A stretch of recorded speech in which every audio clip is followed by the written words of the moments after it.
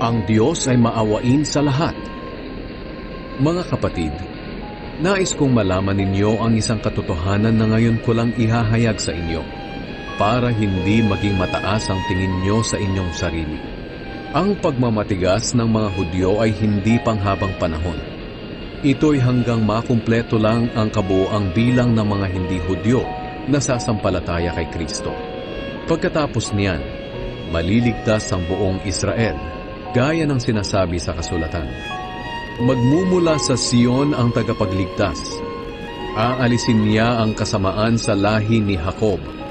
Gagawin ko ang kasunduang ito sa kanila sa araw na aalisin ko ang kanilang kasalanan. Dahil tinanggihan ng mga Hudyo ang magandang balita, naging kaaway sila ng Diyos para kayong mga hindi Hudyo ay mabigyan ng pagkakataong maligtas.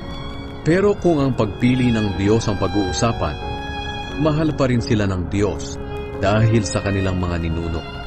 Sapagkat ang Diyos ay hindi nagbabago ng isip sa kaniyang pagpili at pagpapala.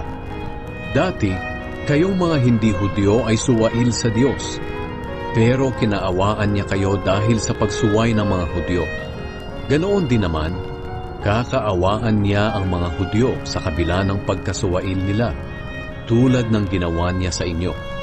Sapagkat hinayaan ng Diyos na ang lahat ng tao ay maging alipin ng kasalanan para maipakita sa kanila ang kaniyang awa.